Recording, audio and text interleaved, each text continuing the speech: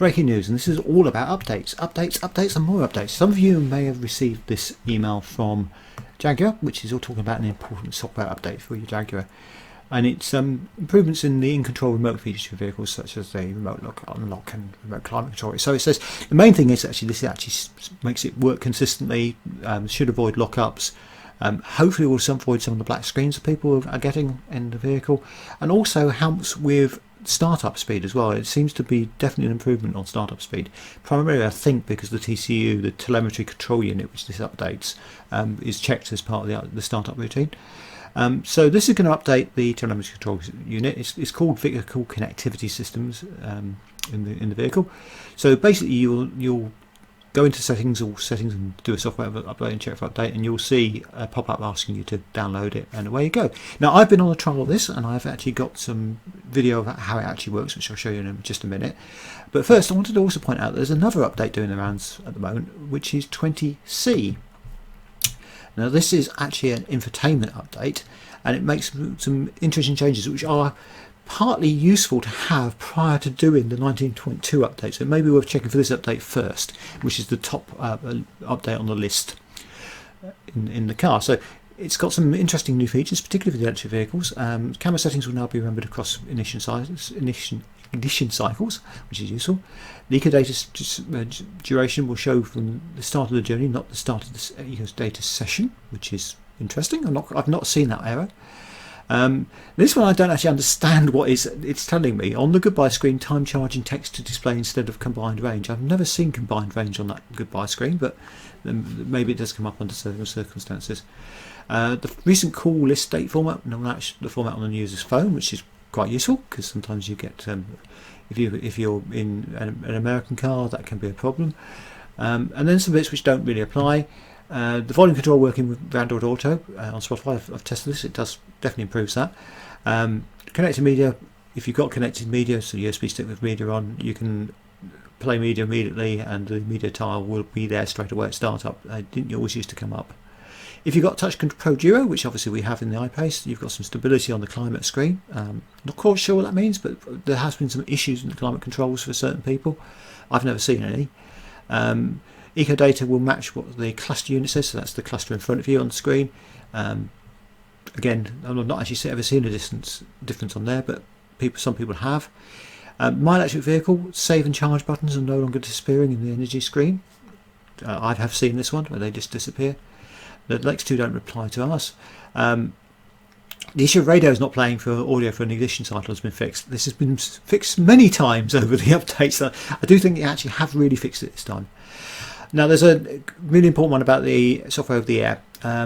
So there's two bits here to this. Infotainment master controller, which is basically the center screen, and infotainment slave controller can be updated with SOTA, so silicon software over the air, even if one of them was already at the latest level. Now there was a problem where you could get out of sync on these two and you couldn't then update because it would always look at, I think, the master control unit's version number. I may be wrong on that, but certainly wouldn't actually update the other one if it was out of date. So it's useful that. And then there's TCU, Telemetry Control Unit Module, updates over SOTA will no longer display the progress pop-up when it's not required anymore. Now I trialled this a few weeks ago and it was messy. The pop-ups were very confusing. With this update it gets a lot less confusing, which is why I'm saying I would probably install this one first before you do the 19.2 update. You do have the choice, you can just check for updates and see if this one's come out and then do the 19.2 update. But the 19.2 update will work, it just may give you a false impression that it's still downloading when it's actually finished downloading the update. It can be a bit confusing. So again, talks about improved lower touchscreen stability, and the time issues with the clock and touchscreens have now been corrected. I've not seen this, but other people have reported they had problems with the time showing incorrectly. And this is a really important one. There was a whole thing about the preferred charging period being toggled on by default, and this was behaviour that some people like because it meant time charging always worked, But it also meant if you actually plugged in on a journey, you sometimes do on a AC, because this only applies to AC Type 2 charging, it wouldn't work for you. This will actually stop that happening. It will not reactivate unless you tell it to reactivate. So you now have to say that on that screen you get, which pops up when you switch the car off. You actually want to have preferred charging period activated. And there's talks about USB device detection improvements, and I'm not sure what that is. Some people have queried whether that's USB 3. I have not seen that. So all good stuff. It's really useful that this is coming out. Again, I said update this one first, then update to 19.2. This is just the standard update. It's the sort of update you've done up to now over the air. We'll do the navigation system. You can carry on driving while you're doing this update. It will carry on and just do it and run and finish when. And usually it needs a power cycle to actually do the final part of the install, but you don't need to wait or switch the car off or not use the car for any length of time. But with the other update, the vehicle connectivity system, the telemetry control unit update, TCU update 19.2, there is a change to the way it works, and that is that you do have to wait for the update to install to use the car, and that's around about 20 minutes wait. So you need to plan that update. It will occur when you turn the car off, and then you'll have to wait for that 20 minutes. This is why they've sent that email out, because it does tell you about that, because it's important that you know that, because you may find yourself in a situation where you can't actually do the update. Now there is an interesting video in the email. I would look at that. That's quite impressive, quite interesting how it's done. It shows you here, tells you a lot about it. I'll link to that as well at the end of the video as well, put it in my playlist for external videos. But I've done a quick video here showing you how it all works.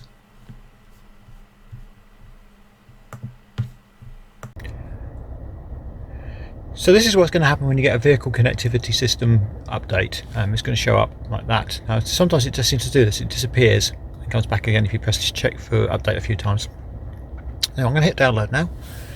Download a new version. Little symbol comes up in the top left here, and it says it not affect the use of InControl Touch Pro. So you could drive while it was downloading. Now this is slightly different to the standard software over the air for the entertainment system, in that when it actually does the install, it needs you to not be using the car. So download takes a little while, and we'll come back to that. So it's still downloading at the moment. You see I'm currently on 18.2. This should be 19.2, which fixes a few problems with the TCU, particularly with blank screens and some of the comms lockups. At the moment I haven't been able to communicate with my car since the start of October on Jaguar Remote. It's not an uncommon thing, and apparently this will help with that. So we'll see if it does once it's done the update. So I was part of a test for this update a few weeks ago when it actually failed. Very reasonable. They were testing it out on a small group of people to see if there were any issues, and there were, and they corrected them and got it back out there again. So good to see Jaguar doing that sort of testing.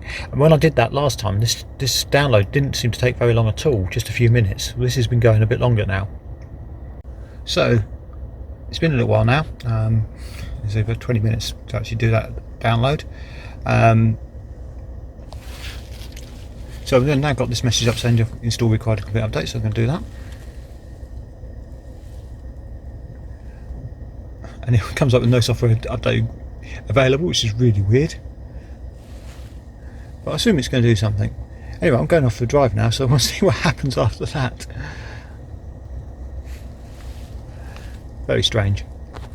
Okay, so I've finished the journey now. Let's see what happens if I turn the car off, because I think this is actually going to prompt for the update. I certainly did last time I tried this update.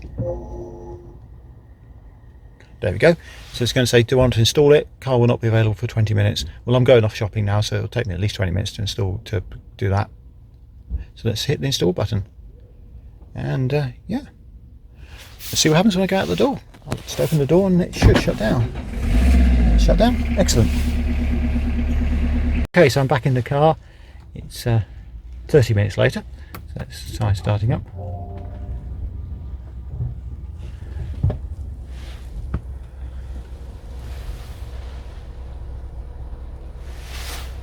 And there we go, vertical successfully installed. Excellent. So we'll see what that does. I wonder if it has improved my ability to connect with the car. we'll try that out next. Actually, before we do that, let's have a look and see what the settings actually now say. So we're going back into all settings, software updates, and we can see that I'm now on 19.2. I'll check for update. No update available. It's exactly what you expect. But let's see what's happened on other things. One interesting thing is I didn't have the 4G symbol showing up before recently, so it's good to see that. That means probably sorted something out. But there, let's see how we go. Report that I was able to get comms immediately after I did that update.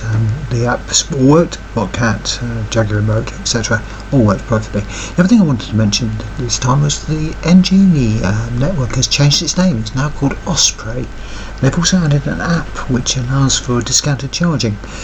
One thing which is interesting when we were discussing this with Osprey is that part of the reason they can actually do this is that by having an account on the app, they get the ability to charge you less VAT, 5% rather than the full rate.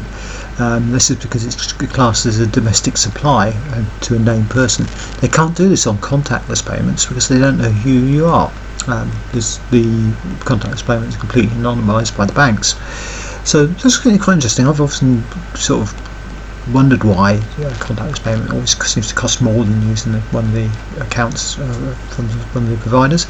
It might explain a bit more why providers like to have accounts, and it's good to see that Osprey actually passed that benefit on to you. One bit of not so good news on charging networks is that the deal with Jaguar public charging app on Ionity is no more. They're now charging the full plug surfing price, which is a premium actually on top of the Ionity price itself. So no longer a good deal, unfortunately. The best deal you can use now is the ChargePoint app, which is by far the cheapest option for Ionity for using Jaguar. Very unfortunate, but that's the way it is.